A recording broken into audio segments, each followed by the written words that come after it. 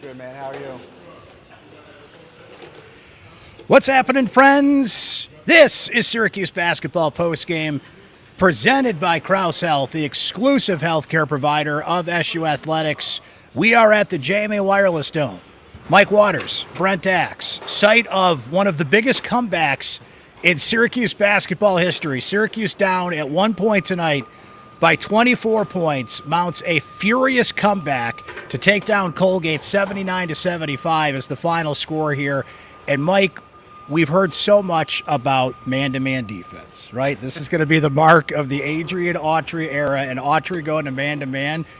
It was that pressure defense that Syracuse mounted in the second half. So you're looking at a situation, Syracuse is down 46-30 at halftime. The second half score, 49-29. Chris Bell with 25, Judah Mintz with 23, and we saw history at the Dome tonight. We're still trying to figure out exactly where it is in Syracuse basketball history, but we could safely say it's the second biggest comeback in ACC history, as provided to us by SU Athletics, and it's got to be up there on the list in terms of Syracuse history, but as we speak here on Tuesday night, we're still trying to figure out exactly where it is. Yeah, actually now we know it's the largest Syracuse comeback since at least 1998. So we're going back 25 or more years now, and you mentioned it, they were down 24 points, and they looked just lifeless. They looked like they were playing in mud. The defense was listless, the offense was stagnant, and then they went to the full court press. And Adrian Autry mentioned after the game, he told the players, listen, play 4-minute games, because a 24-point lead and 16 minutes to go, that's almost too much to wrap your head around. So play for 4 minutes. Play that 4-minute game, and they did that, and they started chopping it down, and they got it going. A couple of numbers really stand out to me. The biggest being, the two biggest. They held Colgate to just one made three-pointer in the second half. That's huge. And they made 8 in the first half, and we're shooting at like 8 of 15 from 3. In the second half, Colgate only makes 1 3-pointer. And also, Colgate turned the ball over 14 times in the second half alone. 14 second half turnovers. It was more turnovers than made field goals for Colgate, and that's all that Syracuse press. And that's that press and the commitment to the press. You brought it up. They look lifeless, trying to get into some kind of rhythm in the man-to-man or just in general. And, Mike, Adrian Autry brought it up. I asked a bunch of players in the locker room afterward about these 4-minute games that they play, which is pretty much the pace of play in between TV timeouts. And all the players I talked to said how much that rhythm helped them get into the rhythm they needed to win in the second half. And, the 3-point numbers are interesting, Mike, because the last couple of years, Colgate hits 18 and 19 3-pointers against Syracuse. So we knew that was going to be huge in this game. And then you look up at one point at the 3-point shooting, and I'll give you the full numbers here in a second, but you look up at one point, Mike, in the second half, and they're even. They're both sitting there at one point at 8 3-pointers. The way Colgate was hitting them earlier, it looked like they were going to go on yet another run that they made the last 2 years, but not tonight. Yeah, making 8 out of 15 threes in the first half, it did look like Colgate was having another one of these nights against Syracuse, and it really didn't matter whether Syracuse was playing man-to-man this year versus the 2-3 zone of the past 2 years, and when Colgate was able to come in here and beat Syracuse. Colgate looked so efficient offensively. Syracuse was playing the man-to-man, but they were not playing it as aggressively as Adrian Autry wants them to. And he's been trying to tell these guys, you're not playing it hard enough. You're not playing it tough enough. But they were still winning the exhibitions. They were beating New Hampshire and Canisius almost despite it. They were beating Canisius because they played defense for 4 minutes or maybe 6. And that's all it needed, all they needed to. But against Colgate, it was going to require more than that. Now, they were very lucky.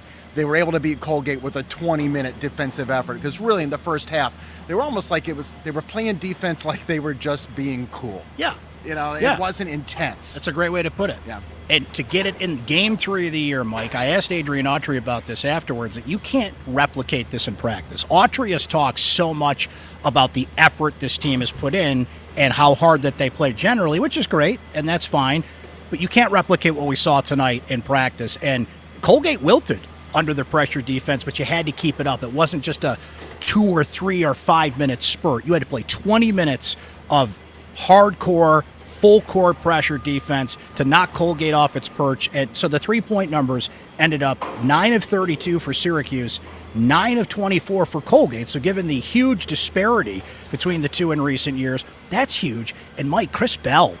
How about Chris Bell tonight? I mean, we have heard so much about Chris Bell. He's got the freedom to shoot and how they're going to rely on him to do that. We're still kind of wondering about this team, 3-point shooting wise. Chris Bell, I'm going to say it, answered that bell tonight. Sorry, had to do it. Yeah, we'll let you get away with that one tonight anyway. Chris Bell, 6 3-pointers. Listen, it wasn't like he had an amazing shooting night. 6 of 14. That's like 3 of 7. That's a decent percentage, pretty good. But, the fact is they needed him to make those shots when he did. He made a couple of threes at the very beginning of that comeback that kind of jump-started Syracuse. They were down 20. He made a 3. They were down 17. He made another 3. Those threes got them going. Malik Brown, I was talking to him in the locker room afterwards, and he said it was those Chris Bell threes that he felt like really kind of got the team's belief going.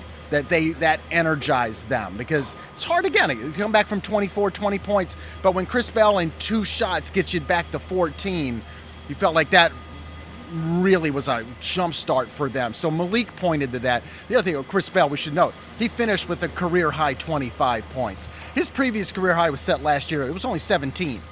So here's again one of those kids that last year was a freshman, started a lot of games, had some ups and downs. And you would hope that some of these kids are going to be better this year, that we're going to see improvement. Guys like Justin Taylor, Malik Brown, Quadir Copeland, and Chris Bell tonight played a game that last year I don't think he was capable of. Judah Mintz with 23 points. Mike, this is what you're going to get with Judah Mintz. He's got the freedom to run this offense. What we saw tonight was a lot of good Judah and a lot of bad Judah. They got the good Judah when they needed it in the second half, because what's good about Judah, Mike, is he is not afraid to challenge defenses. He has got the green light to create. We know he can get inside, not only create a shot, but get to the free throw line. He had a huge defensive steal and drive the other way. A couple of great plays on defense in the second half, a couple of great dishes in the second half of this game. But we also saw the Judah Mintz tonight that thinks he could take on 3 defenders, and the Judah Mintz that's taking shots that maybe shouldn't be there. And we're seeing, it's very early in the season, but we're seeing the balance there of Judah Mintz running the offense versus when Judah Mintz has to be the offense. Ultimately, Adrian Autry said it in the postgame. This is a kid that comes up big in the clutch situations. You got to give him credit for doing that tonight, but it wasn't quite the old Scoop Jardine or Mookie Jones type situations, but there was good Judah and bad Judah tonight, and the good Judah showed up when they needed him the most. I think the bad Judah you're referring to is the player who forces the shot, forces the drive to the basket. The driving, that's his strength, and so he wants to do it now. And when it doesn't go well, it's gonna look bad. When you drive and you get met by a big guy or the shot, it just looks bad. It looks worse than missing a 20-foot shot.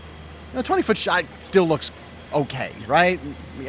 So Judah's mistakes are going to be accentuated by the fact it just looks bad when you're in there amongst the trees and now you're off balance on defense. The other thing, too, is I think it happens, and Judah senses it, when the offense overall is stagnant. And when they weren't getting anything going, and especially in the first half, his sense is to take some of the load on his own shoulders.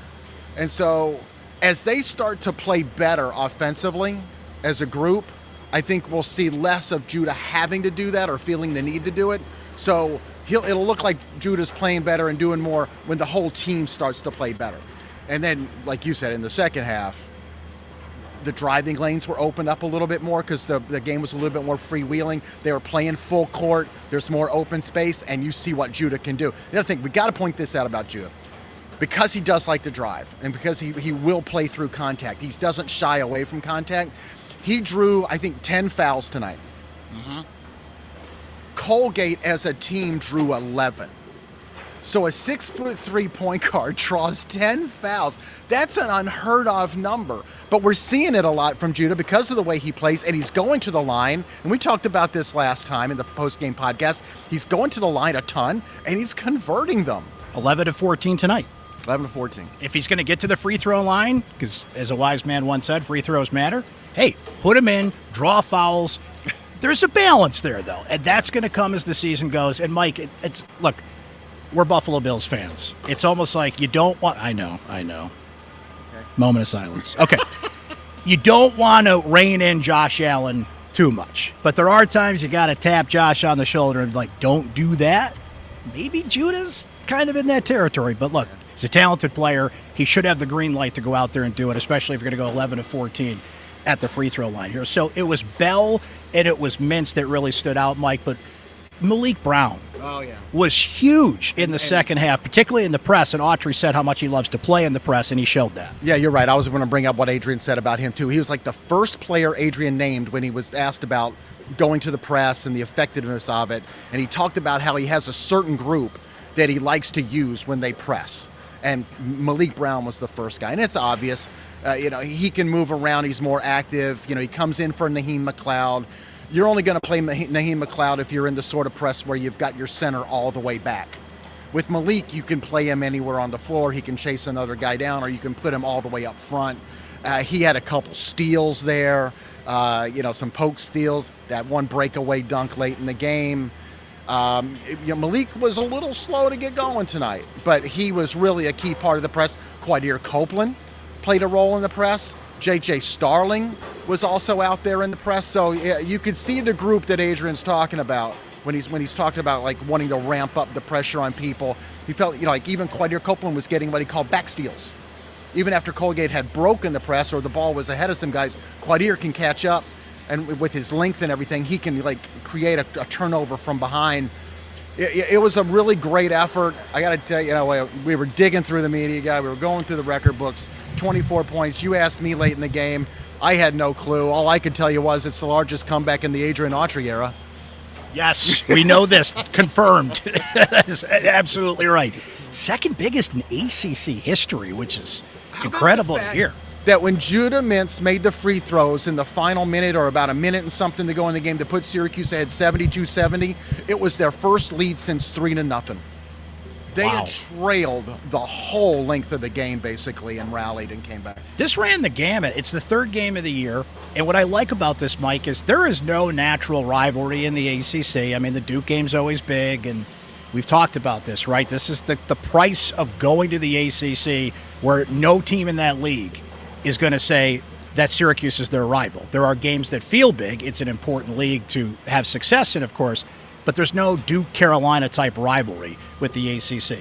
Colgate is the closest thing Syracuse has had to a rivalry because Colgate won a couple of games in this thing. Before that, they had lost 54 straight to Syracuse, but then they come in and bomb threes, and the team from just down the road, and Matt Langle has done an incredible job building that program. So you come into Colgate with, and we were wondering where that intensity was earlier, Mike, considering this team had beat you 2 years in a row. There were a couple of players in the post-game locker room, Chris Bell told me about this, that he got really fired up this week because the coaches put the scores from the past 2 Colgate games on in the Mello Center when they were practicing this week. So I wonder how 100-85 looked on the scoreboard. I think that was the score 2 years ago. That's what it was. And they said it fired him up, but we didn't see that in the first half. We certainly saw it in the second half. Syracuse fans, I love you, but they were in midseason form. The boos were raining down when this team was down. And I think what Syracuse fans, the message they were sending was the effort. Like, I think they didn't like what they were seeing there. Yeah, I agree with you. I think they were booing what they perceived as a lack of effort, a lack of intensity. I think we were feeling and observing the same thing. It was a breaking point there, but then, Mike, they turned it around, and this place was as loud as it can be. I don't know if we have the official attendance. Yeah, so attendance was 19,387. It's probably a little less than that butts and seats count, but the beauty of these games sometimes, Mike, is 15 to 20,000 people can be as loud as 35 when the game is right, the situation is right. And you came here on a Tuesday night at the JMA Wireless Dome, and you walked out of here seeing one of the more unique games and one of the greatest comebacks in the history of this facility and really in Syracuse basketball. And it comes a few days off the heels of that very unique Syracuse-Boston College game. So we're seeing all kinds of weird things this week. I can't wait to see what else greets us through Syracuse athletics. Syracuse-Pittsburgh.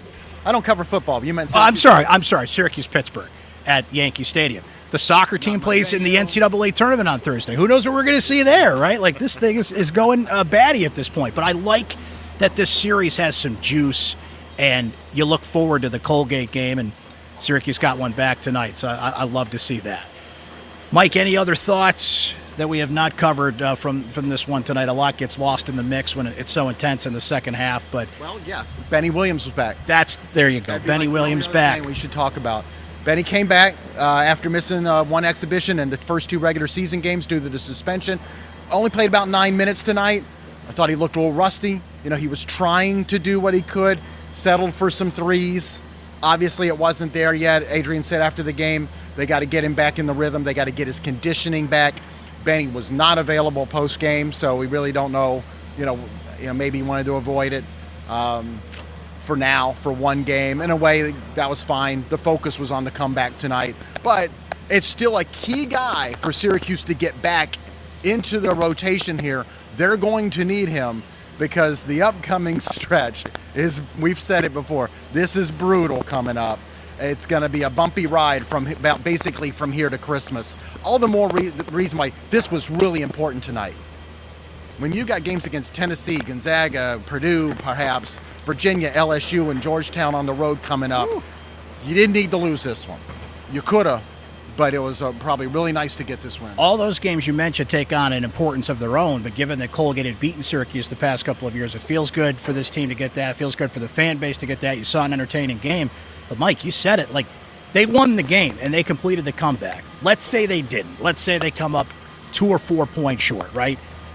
The fans had to walk out of this building tonight, or you had to walk away from this game, wherever you were watching, with that feeling. This team had to walk away from that game with that feeling that they got back in it, that Colgate didn't come in and drub you by 20 points like they did a couple of years ago, right? So winning is obviously huge. And, Mike, there were so many things that I think happened in this game tonight, mainly the press defense, but coming back, keeping your composure, playing those 4-minute games, as Coach Autry said afterwards, that you cannot replicate in practice, right? Especially for a younger team. Colgate is a veteran team that's been to the NCAA tournament. They have been there. They have done that. You've got guys on this roster like Keegan Records and Ryan Moffitt. They're grad seniors. Syracuse's oldest player is, as we mentioned, Benny Williams, right? So for a young team to take on a veteran team that's seen a couple of NCAA tournaments lately and learn things on that court as it went, I mean, the difference between the first and the second half, it was worlds apart. And now they bank that knowledge. And you said it, Mike.